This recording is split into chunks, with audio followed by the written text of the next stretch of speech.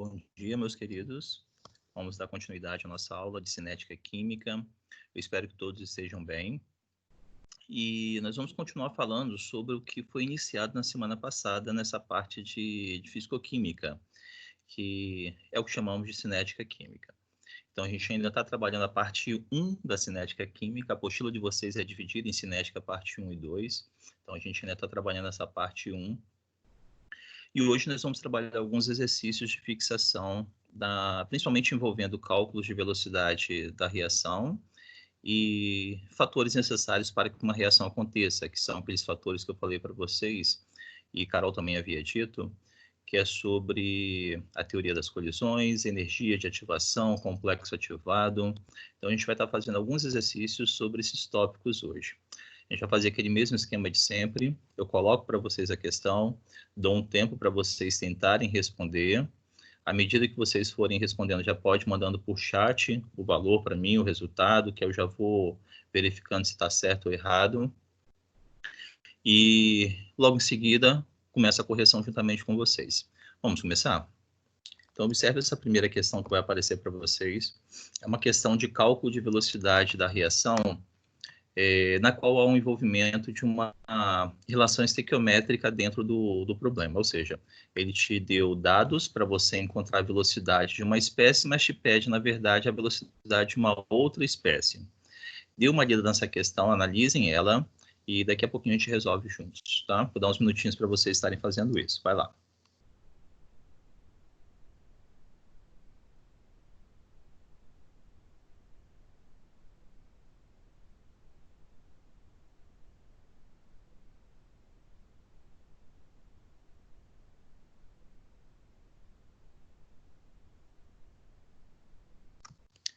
Para facilitar a vida de vocês, vou colocar a reação.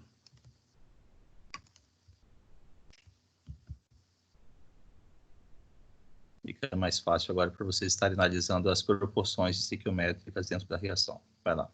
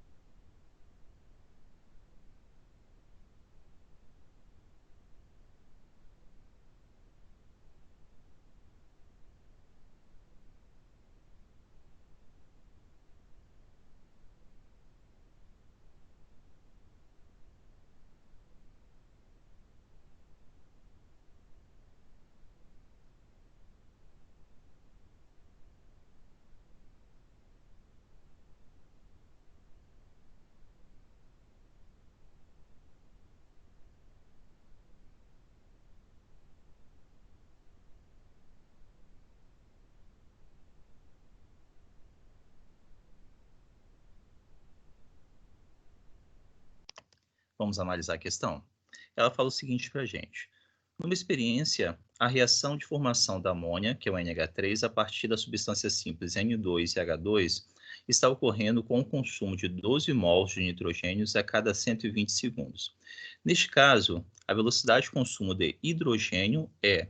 Então, se vocês observarem, ele deu dados para a gente do N2, do gás nitrogênio, e pede para a gente a velocidade de consumo do gás hidrogênio. Então, a gente tem que levar em consideração essa proporção estequiométrica que nós temos dentro da reação, que é de 1 mol de N2 para cada 3 mol de H2. Então, nós temos essa proporção estequiométrica, então isso tem que ser levado em consideração. Primeiro passo que a gente vai estar fazendo é encontrando a velocidade de consumo do gás nitrogênio, para depois fazer essa relação estequiométrica. Então, achando a velocidade, nós temos aí, ó, apareceu para vocês, 12 mols por 2 minutos. Por que eu coloquei 2 minutos aí? Porque se vocês observarem, os gabaritos A, B, C, D e E estão em mols por minuto. Então, tem que, primeiramente, converter aqueles 120 segundos para minutos. Como eu sei que cada minuto tem 60 segundos, 120 segundos equivale a 2 minutos. Então, isso nos dá uma velocidade de consumo de N2 de 6 mols por minuto. Agora eu vou fazer a relação estequiométrica. Eu sei que cada 1 mol de N2 está para 3 mols de H2. Como nós temos 6 mols de N2 sendo consumidos por minuto, então isso vai dar um X. Então seria um total em velocidade de 18 mols por minuto de H2. Então, resumindo, a primeira coisa que eu fiz é calcular a velocidade para a espécie que eu tenho todos os dados fornecidos. Lembrando de fazer as devidas conversões. No caso aqui, a gente teve que converter segundos para minutos. E depois fazer a relação estequiométrica com as devidas proporções dadas na reação. Como eu achei primeiramente para N2, mas ele pediu para H2, então eu fiz a proporção de 1 para 3. Como nós tínhamos um total de N2 sendo consumido de 6 mols por minuto, e a proporção é 1 para 3, então é só multiplicar esse valor por 3, ou fazer por regra de 3, igual a gente acabou de fazer. Qualquer dúvida, manda por chat. Eu vi que o Vitor tinha respondido aí de forma correta, ou seja, alternativa letra C, 18 mols por minuto. E qualquer dúvida que forem surgindo, vão mandando por chat para mim, que eu já tiro essas dúvidas de imediato. Tá? Vamos à próxima questão? Vai lá, dê uma analisada nessa questão agora. É uma questão relativamente simples, porém vocês vão ter que fazer o cálculo para cada amostra, cálculo de velocidade para cada amostra, mas não é nenhum bicho de 7 cabeças. Vai lá, com vocês.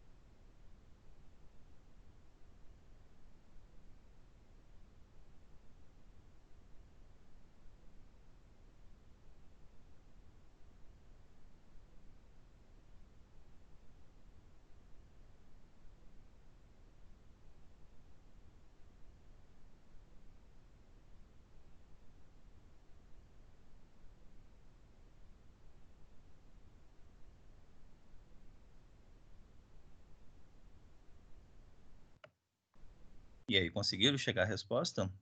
Ele fala para a gente o seguinte, ó, amostras de magnésio foram colocadas em soluções aquosas de ácido clorídrico de diversas concentrações e temperaturas, havendo total consumo do metal e desprendimento de hidrogênio gasoso. Observaram-se os seguintes resultados. Aí colocou para a gente o resultado obtido para cada amostra, com as massas consumidas em gramas da placa de magnésio e o tempo gasto para que essa reação completasse. Aí ele pergunta, qual amostra apresenta maior velocidade de consumo de magnésio? Justifique com cálculos. Bom, eu sei que velocidade de uma reação vai ser a quantidade de material que reagiu ou que está sendo produzido por um determinado intervalo de tempo. Ele deu para a gente a massa que foi consumida em cada uma das amostras e deu o tempo necessário para que isso acontecesse. Então, é só dividir o primeiro pelo segundo, ou seja, a massa consumida pelo tempo de reação. Detalhe dessa questão, aqui não foi pedido para fazer nenhuma conversão, mas geralmente você não vai ter velocidade em gramas por minuto, do jeito que está ali, tá? Geralmente a gente vai ter que fazer uma conversão para mol, por exemplo, então tem que ficar atento a esses detalhes. Então, sempre que tiver que fazer uma conversão para mol, você vai dividir a massa pela massa molar. Primeiro, depois você vai dividir pelo tempo para achar aí a quantidade de mols por minuto. Mas nesse caso aqui era só dividir a massa pelo tempo. Fazendo isso, nós temos aí ó, a amostra 2, ou seja, a velocidade da amostra 2 como sendo a espécie que teve maior consumo por um determinado tempo. Então, a velocidade da amostra 2 vai ser de 0,4 gramas por minuto, ou 0,40 gramas por minuto. Alguma dúvida em relação ao que a gente fez nessa questão? Qualquer dúvida, manda para o chat para mim. E a gente vai para a questão número 3 agora. Repetindo, essa questão 2 é uma questão simples porque você não teve que fazer nenhuma conversão antes. Era simplesmente dividir a massa consumida pelo tempo necessário para que isso acontecesse. Bora nós para a próxima. Vai lá agora, dê uma analisada nessa questão. Também é uma questão sobre cálculo de velocidade média de uma reação, na qual vocês vão analisar agora os dados gráficos, aliás, os dados da tabela. Vai lá.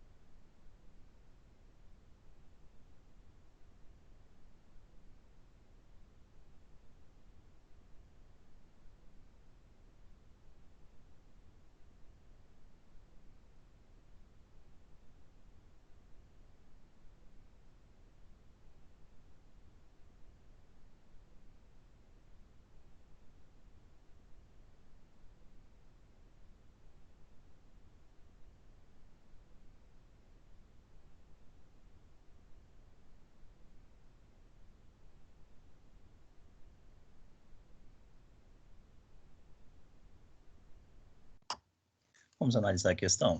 Ele fala para a gente o seguinte, ó. Abaixo temos a representação do processo de decomposição da amônia gasosa. A tabela abaixo indica a variação na concentração dos reagentes em função do tempo. Então, nós temos aí uma concentração inicial de 8 mols por litro e no tempo zero. À medida que o tempo vai se passando, ou seja, à medida que a reação vai se processando, esse NH3 dos meus reagentes vai ser consumido e sua concentração naturalmente vai decair, ou seja, vai diminuir, chegando a 1 mol por litro após um tempo de 3 horas. Aí ele pede para a gente o seguinte, ó, qual será o valor da velocidade média de consumo do reagente nas 3 primeiras horas de reação? 3 primeiras horas é partindo do tempo zero e chegando ao tempo 3. E com isso, vocês podem observar que variou de 8 mols para 1 mol por litro, ou seja, nós tivemos um consumo de 7 mols por litro. Então, a partir daí é só dividir a concentração de 7 mol por litro por 3 horas, que foi o tempo pedido para a gente. Isso dá 2,3 mol por litro por hora. Alternativa, a letra E, conforme a Ana tinha respondido para a gente aí no gabarito. Parabéns, Ana, você acertou. Alguma dúvida em relação ao que a gente fez aqui nessa questão 3 ou nas duas primeiras, que a gente acabou de fazer também? Qualquer dúvida, manda por chat para mim, não deixa passar dúvidas. Na próxima aula a gente já vai entrar na parte de cinética química 2. Então essa parte 1 tem que estar bem entendida por vocês para a gente dar continuidade aos estudos cinéticos, tá? Vamos à próxima? Vai lá, dê uma lida na questão e tentem calcular a velocidade pedida aí no problema.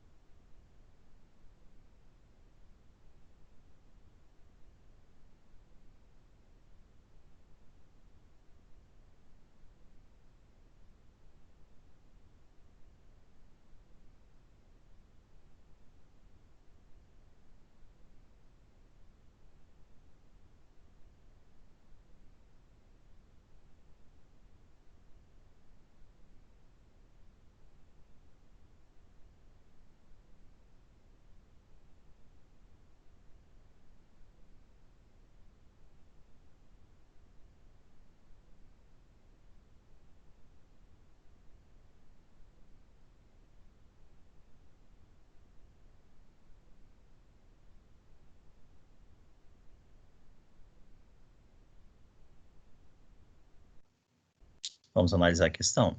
E dá para a gente um texto, mas que deste texto a gente vai estar aproveitando apenas esse final dele, que diz o seguinte: calcule a velocidade média de decomposição do peróxido de hidrogênio em mol por litro segundo entre 0 e 10 minutos. Olha o detalhe dessa questão.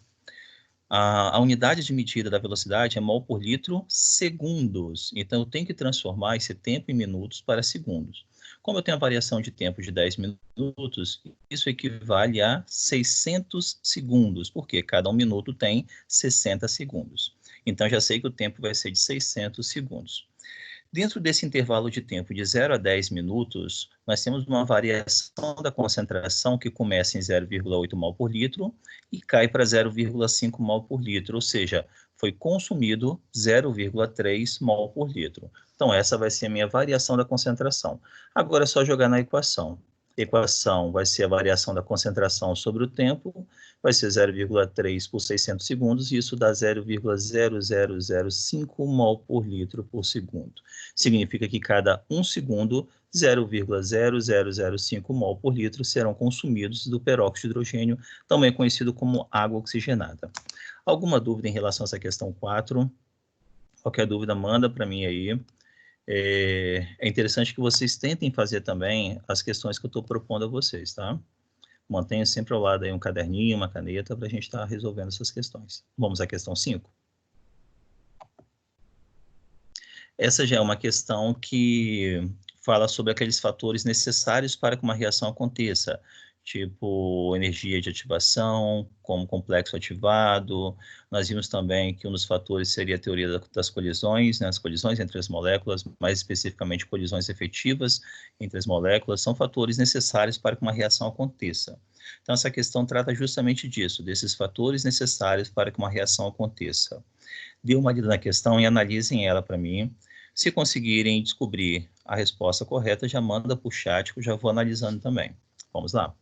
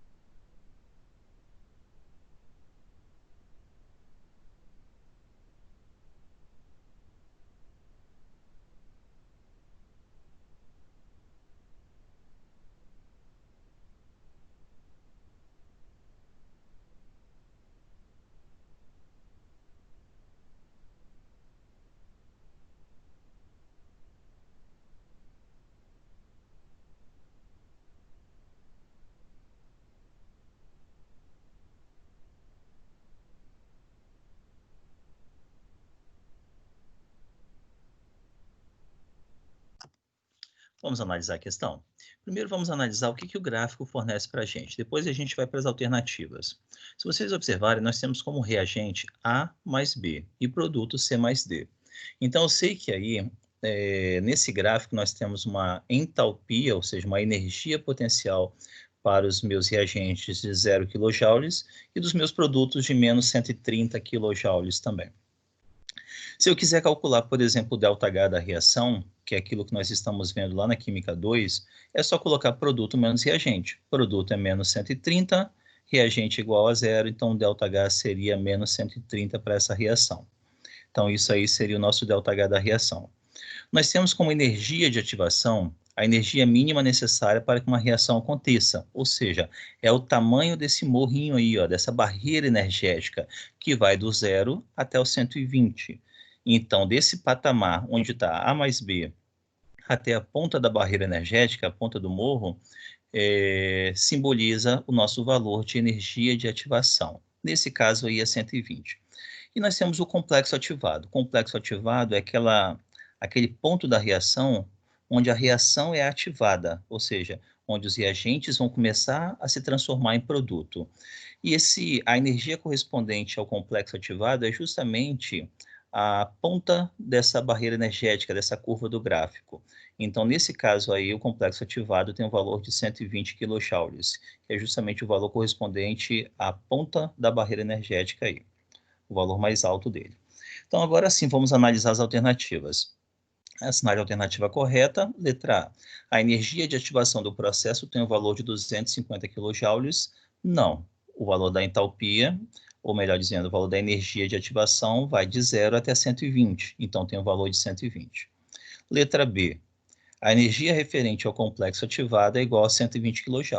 Correto, como eu falei para vocês, o complexo ativado é justamente esse ponto onde está o valor de 120 nesse gráfico aí, ó, que é o ponto mais alto do morrinho, dessa barreira energética, dessa curva do gráfico. Então, nesse momento, você tem a ativação da reação, é quando os reagentes começam a se transformar em produtos. Então, nós temos a alternativa letra B de bola como sendo a correta. Vamos à próxima? Novamente, nós temos uma questão gráfica sobre gráfico de energia de ativação. Dê uma analisada nela e tentem responder.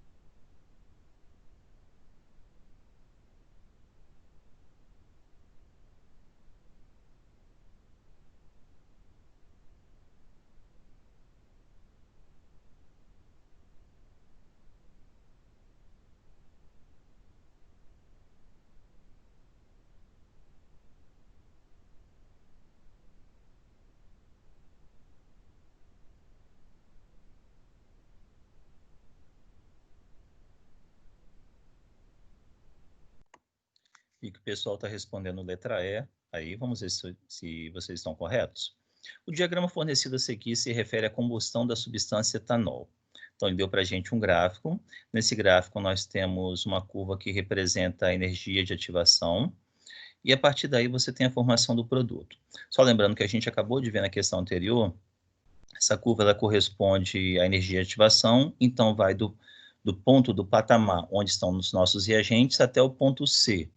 Então, ele é representado, na verdade, essa energia de ativação é representada pela letra A, por essa seta indicando a letra A, que é o valor referente ao tamanho dessa barreira energética. Lá em cima dessa barreira energética, nós temos o que chamamos de complexo ativado. E nós temos a seta como representado pela letra B, aí como sendo ΔH da reação, que é produto menos o reagente. A partir daí, vamos fazer as análises. Letra A. A representa o complexo ativado. Na verdade, A representa a energia de ativação, então está errado. Letra B. B representa a energia de ativação. Não, acabei de falar para vocês que B representa o ΔH da reação, ou seja, a entalpia da reação. Letra C. C representa a formação do produto. Na verdade, C representa o complexo ativado, então também está errado. Letra D.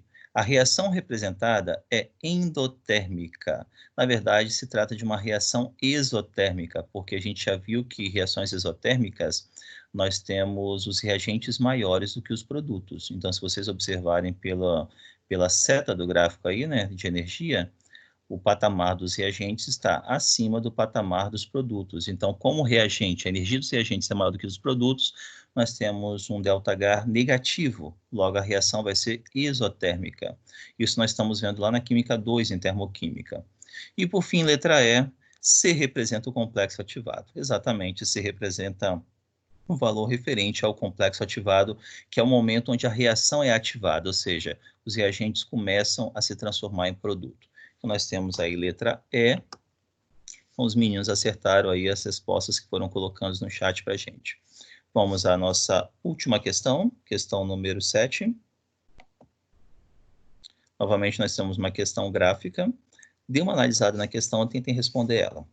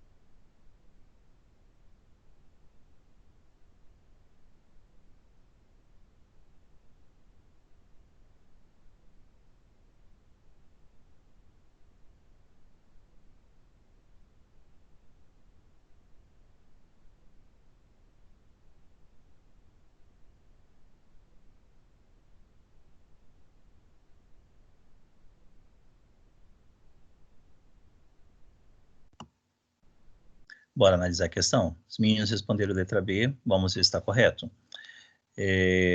Os valores de ΔH e da energia de ativação em kJ/mol são, respectivamente, ΔH, lembrando que é produto menos reagente. Nós temos aí como reagente X e Y e temos como produto Z. Como é produto menos o reagente, então o produto vale 20 e o reagente vale 5. 20 menos 5 dá mais 15. Então, mais 15 vai ser o nosso resultado. Já a energia de ativação é o tamanho dessa barreira energética, que vai do patamar dos reagentes até lá o topo do morro. Então, nós temos aí saindo dos 5 e indo até 50, ou seja, tendo uma variação energética de 45 kJ por mol. Então, isso dá a alternativa letra B de bola, ou seja, mais 15 e 45 kJ por mol. Então, os meninos acertaram aí a resposta. Alguma dúvida em relação ao que foi passado hoje para vocês? Só recordando vocês o que eu falei anteriormente, nossa cinética química ela se divide em 2 blocos, que é a cinética parte 1 e parte 2.